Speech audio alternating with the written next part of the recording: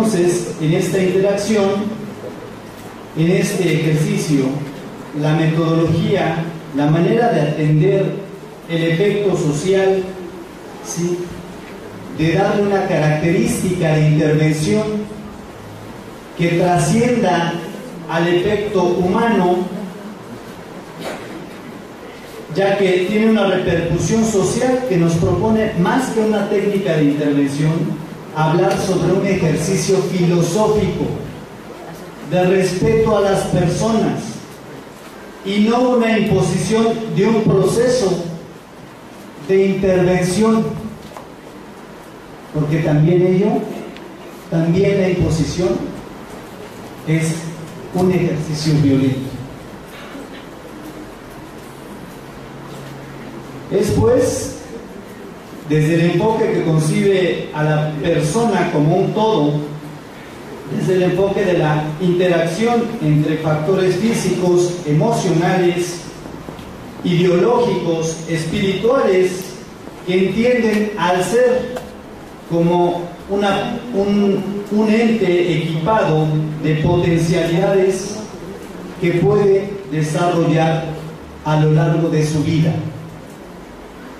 Yo les pregunto a ustedes, aquí trabajadores sociales, ¿estamos observando al individuo, al cliente, al usuario como lo que es? Como un ser humano en todas sus dimensiones, en todo el aspecto social, lo estamos evaluando. Entonces, propiamente se tiene que señalar que el ser tiene la capacidad de elegir libremente y también de no eludir la responsabilidad para solucionar un problema.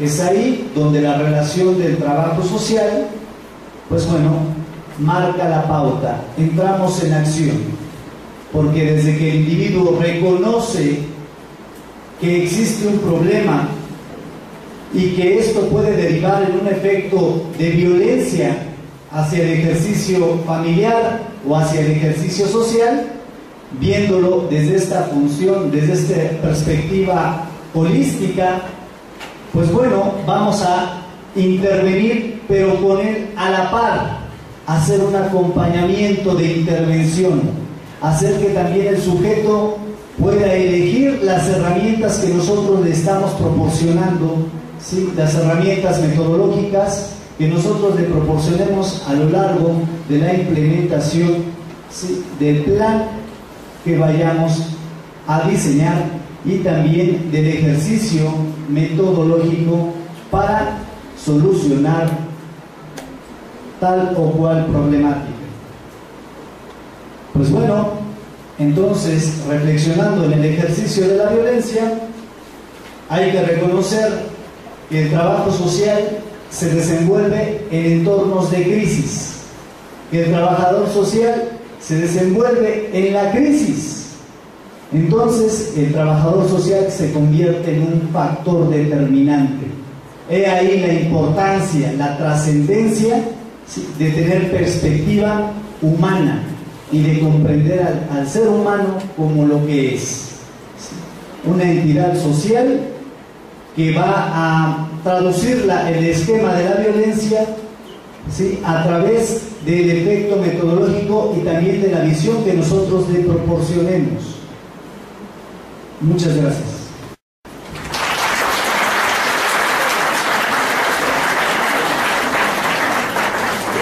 Muchas gracias al maestro Ricardo Pichardo. Me parece que sus reflexiones de verdad son muy interesantes.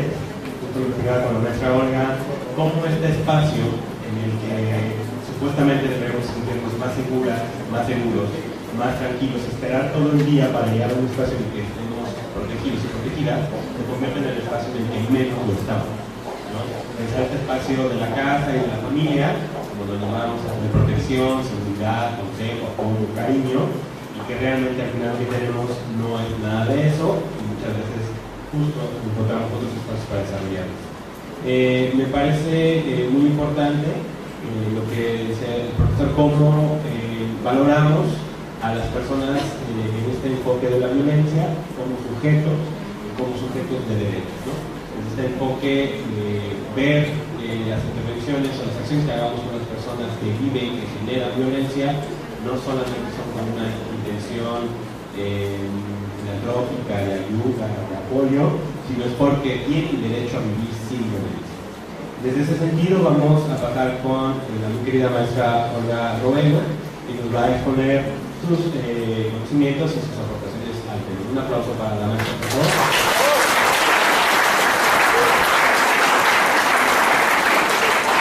Tantas miradas no me pusieron nerviosa. Agradezco a las autoridades y al comité organizador el hecho de poder compartir en un tema tan importante y tan común y cotidiano, y a veces por ser un tema tan cotidiano pocas veces le damos los elementos necesarios para hacer la reflexión. Yo quiero enfocarme ya a mis compañeros de mesa de este presidio. Revisaron diferentes visiones desde la parte teórica, desde la parte política pública, así como de este análisis principal en el sistema familiar, que es uno de los campos de intervención de nosotros como trabajadores sociales.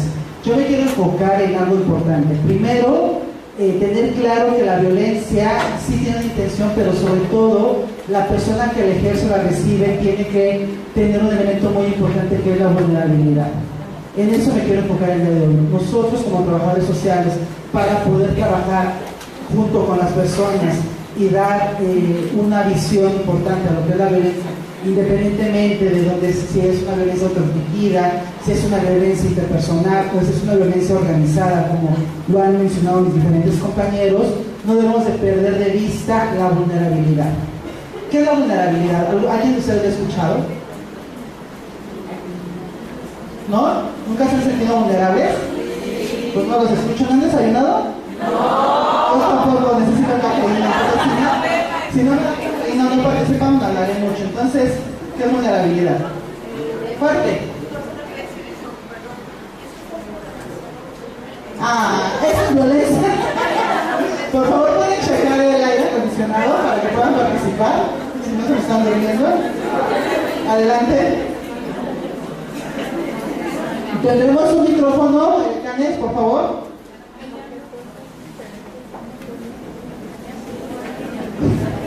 Bueno, considero que la vulnerabilidad es la fragilidad que se expresa en ciertas circunstancias. La fragilidad ante qué, ¿sí? Yo también creo que son como necesidades que necesita esa persona, bueno, valga que necesita o que se siente de alguna manera inseguro o algo de eso. Ok, sí, y Dani. La vulnerabilidad para mí es estar en desventaja hacia. Exacto, en una situación de violencia, independientemente de dónde se esté generando y cómo se genere, las personas involucradas, tanto la que la ejerce como quien la recibe, están en un proceso de vulnerabilidad, de indefensión. Eso es muy importante.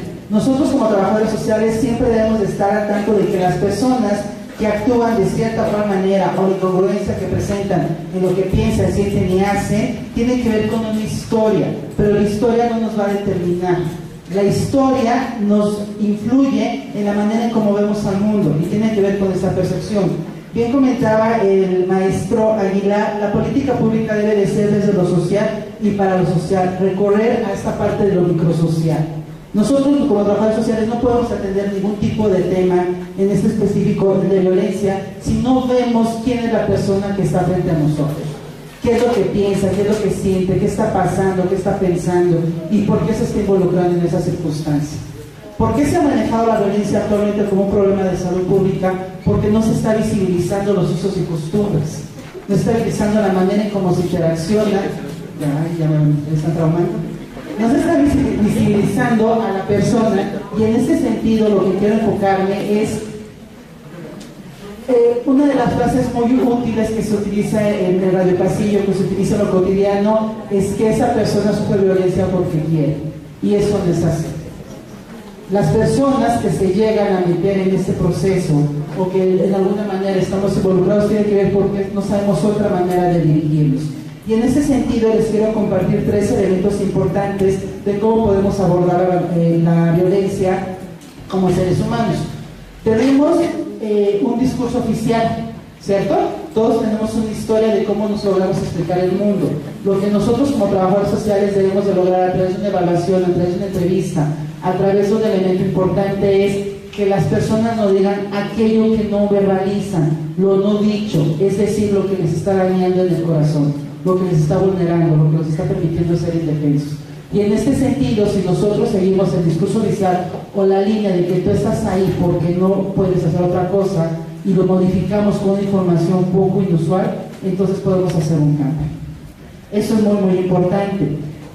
Uno de los elementos también y conceptos que debemos de estar relacionando para poder identificar qué es lo que pasa con las personas que ejercen violencia, independientemente, no solamente la violencia de pareja, la violencia es algo más, es la situación socioeconómica, cultural y política en la que estamos viviendo. Tiene que ver con la parte de la resiliencia.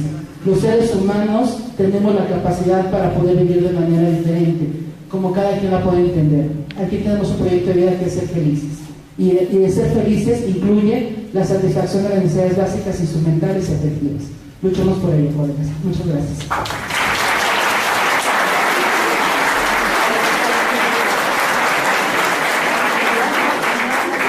Muchas gracias a la maestra Olga. Justo en sus reflexiones nos comparte un tema muy importante de la vulnerabilidad de la persona que genera la violencia y la persona que recibe la violencia y cómo se meten en un círculo que difícilmente pueden salir justo por un factor que se desarrolla que es la indefensión. Incluso la literatura refiere que uno de los efectos, una de las consecuencias más recurrentes de la violencia es el síndrome de indefensión aprendida. Este síndrome en el que difícilmente una persona cuenta con las habilidades, ¿no?, para poder salir de este espacio de violencia, y cuando llega a tomar la decisión de querer salir, en muchas ocasiones se encuentra este tipo de cuestiones socializadas de no estás ahí porque te gustaba, porque te tardaste tanto tiempo en salir de la violencia, si es tan fácil, ya no que te aguantaste, y justo empezar con estos criterios con las personas que están en esta situación implicaría que regresaran de nuevo a estas cuestiones de violencia. Por último, antes de pasar a sus preguntas, me gustaría hacer hincapié que cuando hablamos de violencia lo tendremos que hacer justo en plural. La violencia no se presenta como una manifestación única y particular.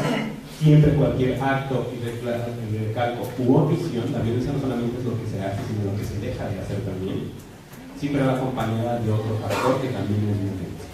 Si nosotros le decimos o le chiflamos a una mujer en la calle, es violencia psicológica, pero también sexual. No es una solo tipo de violencia.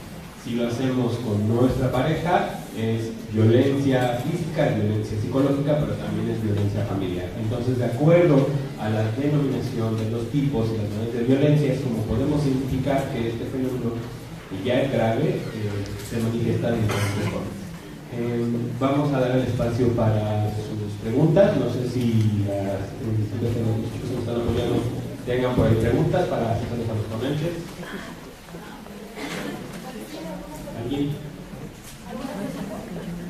¿Todo muy claro? ¿Una pregunta? Me parece que hay muchos temas que podemos abrir, muchas situaciones que plantean los ponentes que pueden ahondar justo, me parece, en el tema de la intervención, cómo hacemos los trabajadores para trabajar con este tema. ¿Alguien más tiene otra pregunta para apuntarlas y resolverlas en un momento?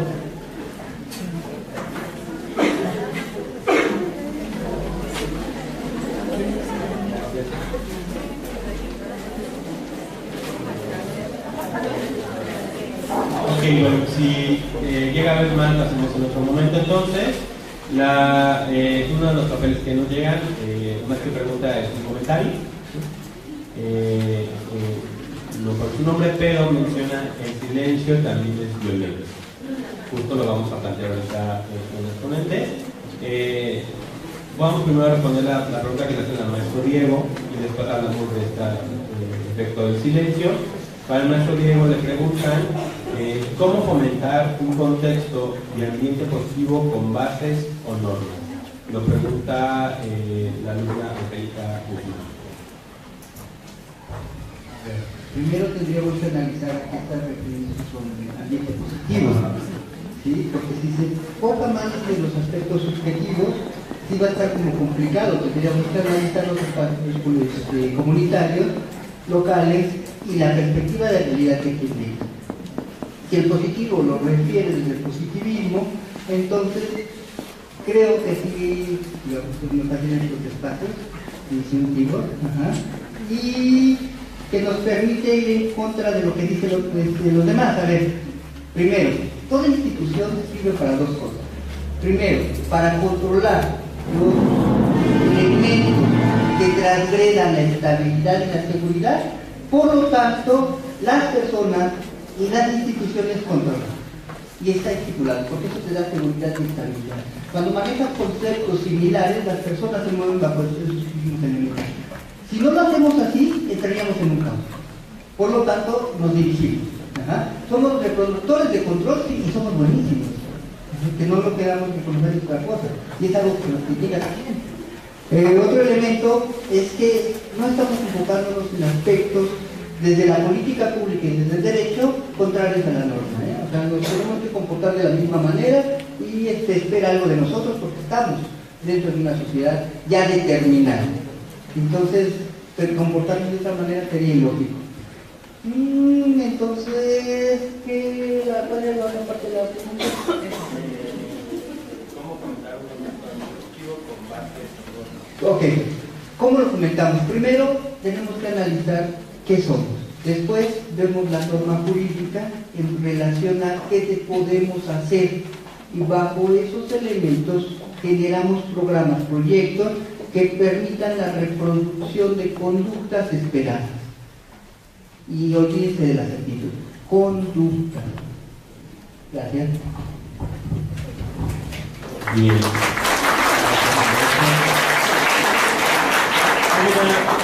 Una pregunta para la maestra Olga, y es una pregunta muy interesante. Estoy esperando conocer las cosas. No. Le preguntan a la maestra Olga, ¿qué no es violencia? Ay, muy interesante. Lo que no te hace daño, lo que no te provoca un dolor. Toda aquella relación interpersonal siempre debe de ser negociada. Y lo que no te es satisfactorio, entonces se puede convertir en violencia. Lo importante es qué significa para ti, qué significado le das. Y la resignificación siempre. Los seres humanos hay que recordar que somos seres dinámicos y siempre vamos a estar cambiando nuestra forma de pensar, de sentir y de actuar. Nada es favorable ni desfavorable, sino todo lo contrario.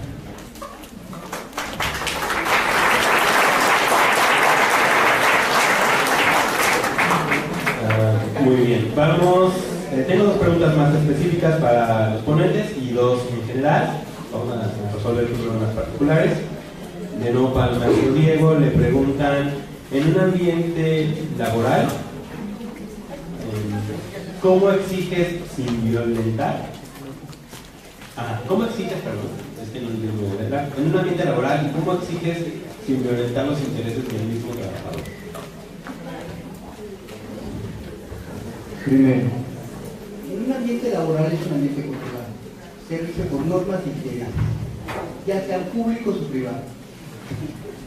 Hablar de la violencia significaría entonces, desde este enfoque, que las personas, como nosotros o los sectores públicos, están viendo a sí mismos como objetos o sujetos, no como sujetos como refiere el maestro, ¿sí? Sujetos no en el aspecto de aquellas personas racionales, conscientes de su entorno, sino aquellas personas sujetas a las normas jurídicas.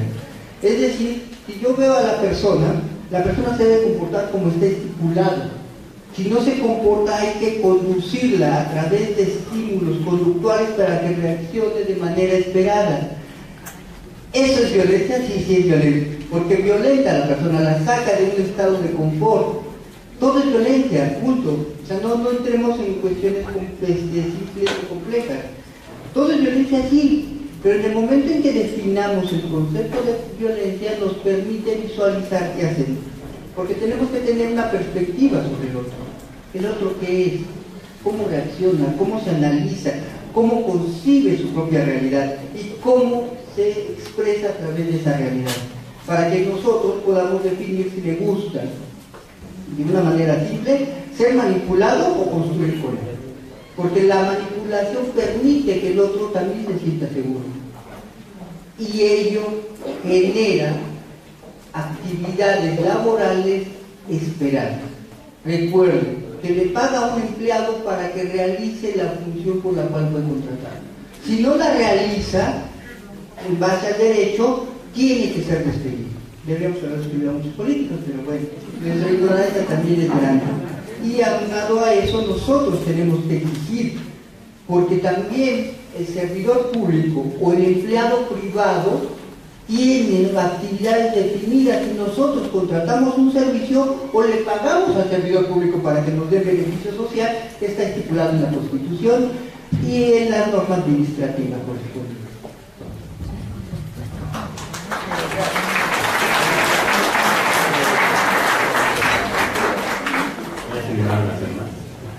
Muy bien.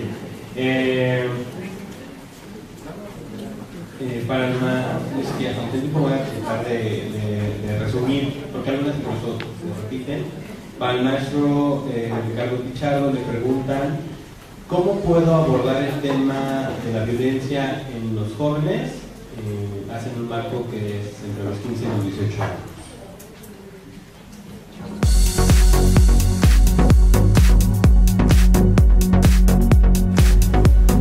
Ok, bueno, estamos hablando de personas que son adolescentes, preadultos, preciudadanos, con el pleno uso y goce de sus derechos. Pues bueno, la adolescencia en sí es un proceso traumático. Esta condición de no tener la capacidad jurídica, como lo está, delineando el maestro Diego, de poder adquirir, por ejemplo, un trabajo, de estar a la mitad entre ser, un adolescente y un ciudadano. Imaginen la población adolescente cómo se siente en México, violentada. Es la población por excelencia que ha sido abandonada por el Estado. Eso es un acto violento. En esta condición, definitivamente los esquemas productivos, o orientar a la persona hacia esquemas productivos que puedan redimir o bien tratar de amortizar el efecto que es violento de sentirse segregado, porque esa es la palabra, discriminado por las entidades institucionales, por la misma familia, porque pasa a ser un efecto como si fuera de una carga, porque lo ven ahí.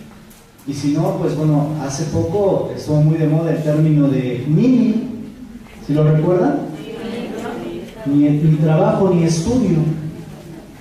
Entonces, enfocando, como lo vuelvo a repetir, la intervención debe ser orientada a integrar a estas personas hacia esquemas productivos, sino bien que sean, a lo mejor, en el mejor de los casos, que puedan ser remunerados, ¿sí? Porque bueno, vivimos en la era de la globalización, y si no tienes dinero, pues eres señalado. Entonces, para digamos, delinear este efecto de intervención, debemos orientar a esas personas hacia efectos productivos que den origen al crecimiento o potenciar esquemas que puedan ser funcionales. Pues bueno, todo lo que sea la capacitación para prepararlos hacia el efecto productivo es, donde debemos enfocar las baterías como intervención. Muchas gracias.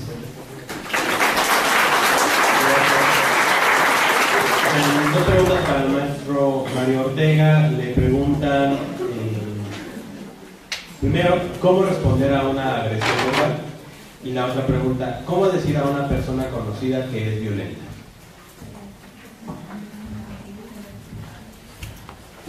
Complicado. La primera, por favor. ¿Cómo responder a una agresión verbal? ¿Cómo responder a una agresión verbal? Yo creo que hay una intención, dice la filosofía, parte de la filosofía oriental, la mejor manera de responder es el ataque.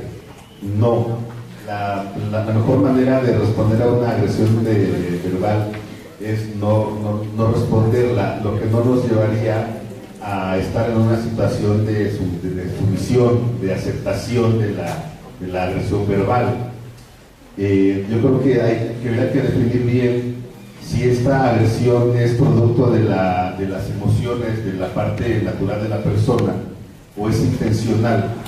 Si es intencional, vendría siendo violencia. Si es una agresión verbal, podría ser como ese mecanismo de defensa de la persona, no propiamente dirigido hacia violentar a la persona. ¿Sí?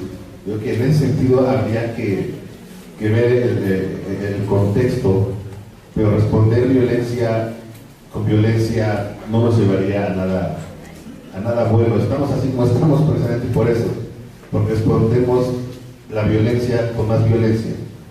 Si aquel me agredió, yo también voy a agredir. No. Comentábamos, hay que diferenciar entre la agresión y la violencia. El comportamiento agresivo es natural, está en nuestra genética. La violencia como constructo cultural es lo que se debe terminar o intervenir en él. ¿Sí?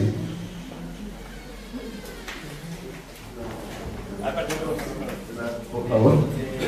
¿Cómo decir a una persona conocida que es violenta? ¿Cómo decir a una persona conocida que es violenta? La entiendo de alguna manera.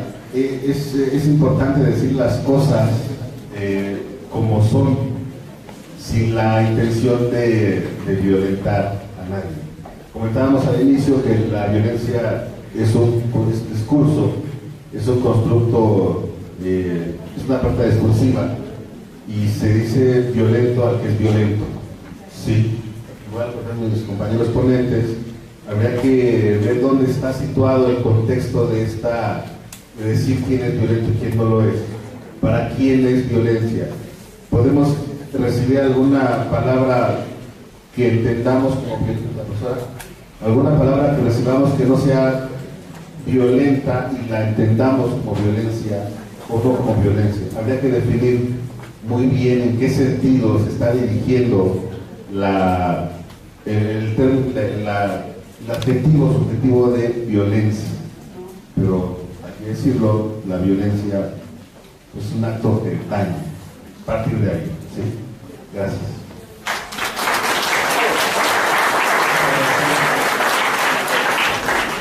Hacen dos preguntas más a la maestra Olga. Interesante. Bueno, yo quiero apuntar. ¿Cómo le dices a una persona conocida que es violenta? Pues así. Es violenta. La violencia en el marco jurídico es un delito. No puedes minimizar algo que es intencional. O sea, no puedes decir, bueno, eres violentita, pero lo que estás haciendo está bien. Sí me gusta que me pase. No. O sea, eres violenta, cometes un acto que te causa daño y así se dice. Bueno, maestra Olga le preguntan, creo que es en general, pero a usted, ¿por qué solo la violencia en el panel la dirigen hacia la mujer? ¿Y qué los hombres no pueden sufrir de lo mismo? Y la otra pregunta es muy interesante, yo creo que sería para otro panel, muy amplio. ¿Qué trastornos psiquiátricos origina la violencia? Precisamente cuando se estaba organizando este evento para poder compartir con ustedes, hablábamos sobre el tema de violencia que es multifactorial. Y uno de los elementos importantes que debemos de tener como trabajadores sociales es quitar los mitos, es estigmatizar. Y la violencia no solamente es hacia las mujeres o por las mujeres, simplemente es hacia el humano. De ahí que la participación y la reflexión que compartí con ustedes es sobre la vulnerabilidad del ser humano. No importa si eres un hombre, mujer o bestia, no importa, ¿no? Tiene que ver con esta parte de vulnerabilidad y de indefensión que tienes a no poderte sentir seguro en la vida cotidiana, en el día con día. La violencia es el fenómeno de la violencia es multifactorial y por lo tanto siempre se relaciona con diferentes circunstancias como es el consumo de alcohol, el abuso de sustancias, y específicamente los trastornos psiquiátricos que más han reportado, por lo menos en el Instituto Nacional de Psiquiatría, tiene que ver con depresión, con estrés postraumático, con ansiedad, ¿sí? Y con trastorno de pánico. Son como los principales que se han estado determinando.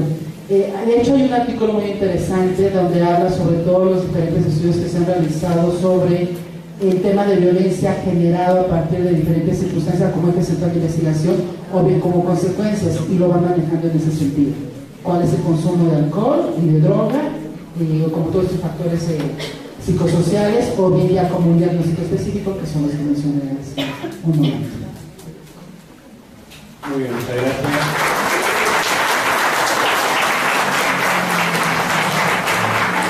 Me gustaría la pregunta de la hermana maestra.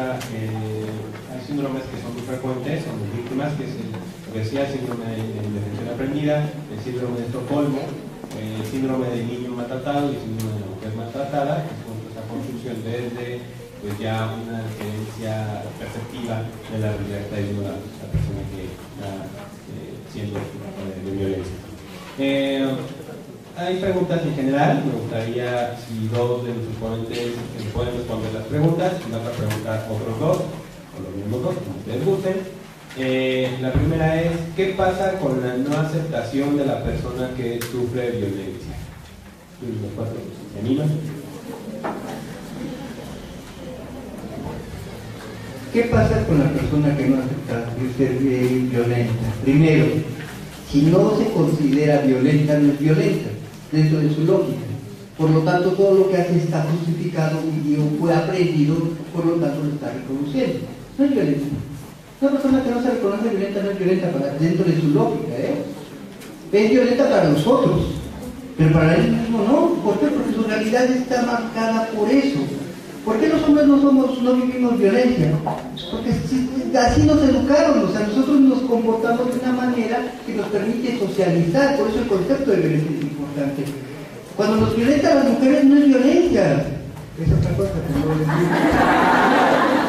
Por lo tanto, nosotros tenemos que ver qué hacemos, cómo lo manejamos y cómo lo visualizamos, para entonces definir la violencia. Una persona siempre trabaja bajo sus paradigmas, bajo su historicidad y bajo sus conceptos. Si no está en sus conceptos eso, aun cuando le pongamos 20.000 muestras de violencia, no la ve. Tiene que internalizarla primero. Un poco.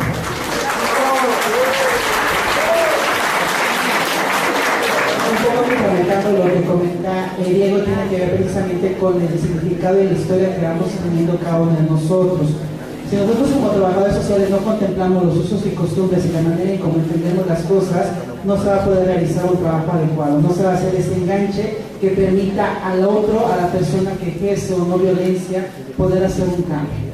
Recuerden mucho los recursos personales que debemos de tener, la capacidad para poder reflexionar, la capacidad para poder resolver problemas y la capacidad para cambiar. Muchas de las ocasiones los seres humanos a veces nos quedamos y bien nos ven el primero o en el segundo, porque capacidad de cambio significa cambiar diferentes constructos importantes. Hay una película que estuvo muy de moda en la secretaria, que de hecho tuve la oportunidad de llevar a uno de los alumnos, que se llama Nahum, la niña de 10 años que pide el divorcio. Yo les recomiendo que la vean porque se maneja todas las diferentes estructuras y cuál es la importancia de los usos y costumbres para poder entender o no una situación de violencia. Entonces recuerden, sí tenemos metodologías, sí tenemos teorías, pero siempre vamos a estar frente a un ser humano que tiene una manera de ver la vida, y eso es lo que debemos de tomar en cuenta.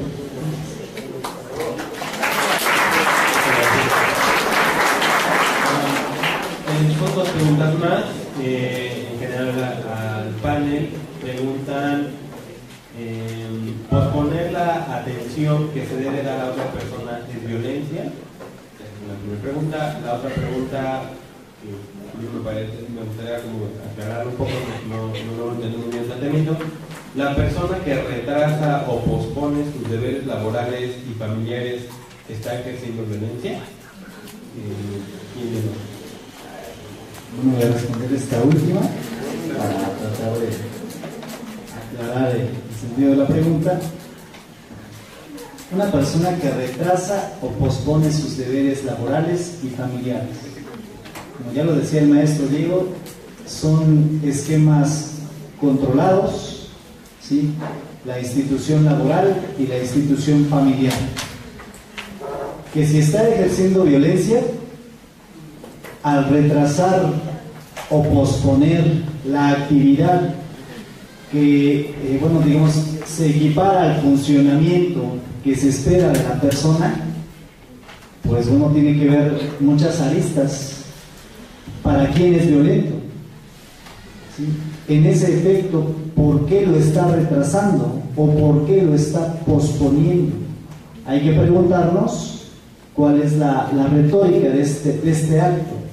Tal vez estoy retrasando o posponiendo, por ejemplo, en el ejercicio de la función familiar, un castigo, una reprimenda a mi hijo.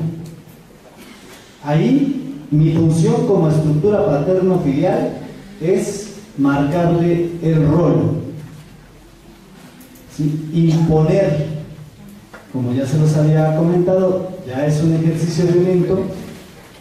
También desde el punto de vista institucional o del trabajo, pues también se trata de una imposición. Antes de despedir a una persona hay que, pues, tener medidas precautorias, ¿no? Medidas que puedan prevenir que esa situación se puede dar, o ya está para su caso entonces la sanción. Entonces, una persona que retrasa o pospone sus deberes tanto en el trabajo como en la familia, ¿sí? Uno de los recursos que puede parecer violentos o bueno, que se van a derivar de esta relación, pues va a ser precisamente un acto violento como la sanción. Sí, va a ser violento tanto para el que retrasa si existe sanción, como para el que la puede imponer, derivado de la reacción que esta persona pueda tener, dependiendo de sus contextos. Muchas gracias.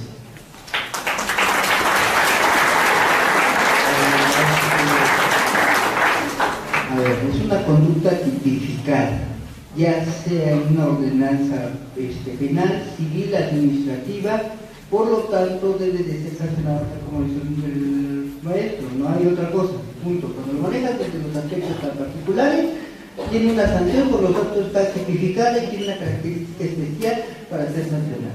Y eso lo determina un juez. Muy bien. Una pregunta.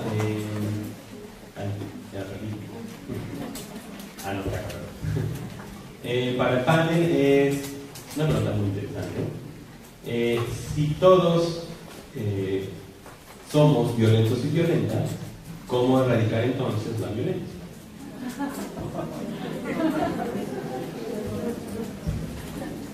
Soy violento, reconociéndola. Algo que siempre trato de ir trabajando es no olvidar que antes de ser trabajadores sociales somos personas y somos modelos de los chicos en esa cosa que estamos estudiando.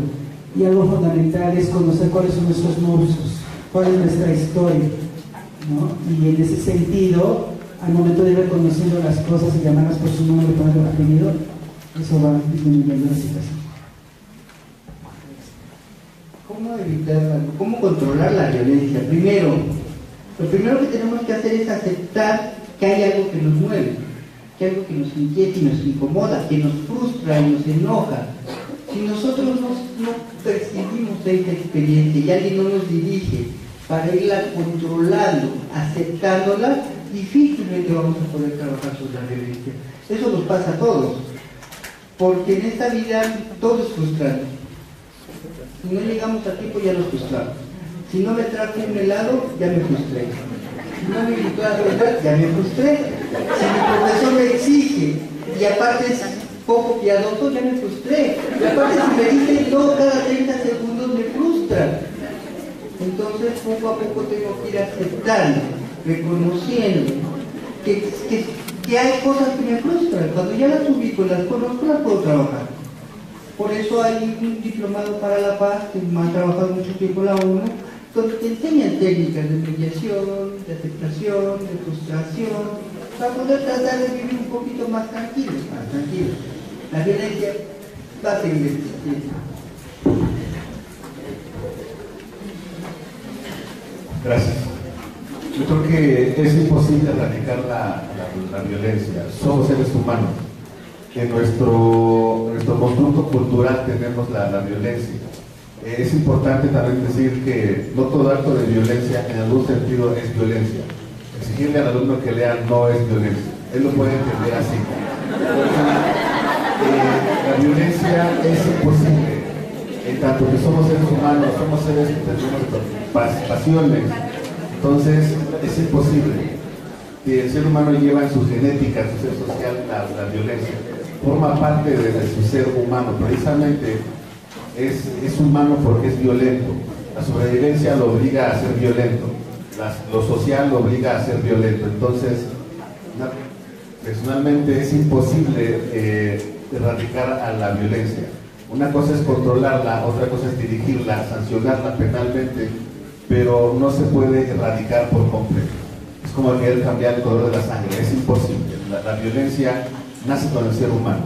Y yo creo que mientras sigamos siendo humanos, seremos seres violentos.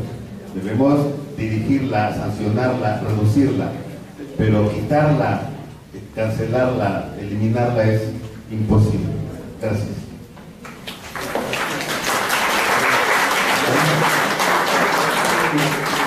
Yo no estoy participando en el panel, pero me gustaría responder esta pregunta. Y lo digo porque hay dos preguntas que están dirigidas hacia mi persona, pero yo prefiero responderlas en lo particular porque justo es el espacio de los maestros, pero me permito, justo en esta pluralidad de ideas y que dice el maestro, me parece que la violencia sí se puede erradicar porque la violencia es una construcción social y lo que se construye socialmente se puede o deconstruir, ¿no? ¿Cómo lo podemos hacer? Bueno, primero, aunque parezca que es una utopía, un fin inalcanzable, cada acción que hacemos, que es de reconocimiento de la violencia, ya es un paso más hacia la erradicación. Justo empezar a nombrar la violencia, y como decía el maestro Diego, es muy fácil, si es violento, pues es violento. Lo acepte o no, es violento. O sea, reconozco toda la violencia no significa que no existe, ahí está. Justo reconocernos como sujetas y sujetos que hemos generado violencia y que la hemos vivido. Justo partimos de esta primera pregunta que les hice. Yo no soy esa mujer que está en su casa encerrada, que está con el cabello diseñado, sino soy cualquier persona y vivo violencia. ¿Cómo lo prevengo? O sea, yo, por ejemplo, en muy particular, para no durar tanto tiempo, desde hace muchísimos años trabajo con mujeres, niñas y niños que viven violencia. Y de verdad que he escuchado casos que yo le decía a un amigo, de verdad, si yo quisiera violentar a alguien, conozco todas las formas posibles y validas para asesinar a alguien. No de la delincuencia organizada, sino de las familias, ¿no? Bueno, y entonces no significa que porque yo trabajé en el tema ya no he vivido violencia. Y no significa que yo no he generado violencia. Pero es diferente del reconocimiento. ¿Por qué mujeres que van a un refugio después de un proceso de atención integral y especializada, después de un tiempo, muchas de ellas regresan con la persona agresora? No es porque les guste, no es porque se sientan cómodas, es por todos los efectos que la violencia genera, entre ellos la principal, la dependencia económica y emocional. Y a partir de ello es que no pueden tan fácilmente romper los ciclos. No significa que van a regresar igual, porque seguro de la información que tuvieron, de la atención que tuvieron en el refugio, regresan, pero no van a regresar igual. Y el primer paso que dieron fue tomar la decisión de salir por un momento de ese círculo. Y ese es el primer paso hacia la erradicación. Si te gusta el contenido, dale like al video. Suscríbete. Y activa las notificaciones presionando la campana. Déjanos tu opinión en la caja de comentarios.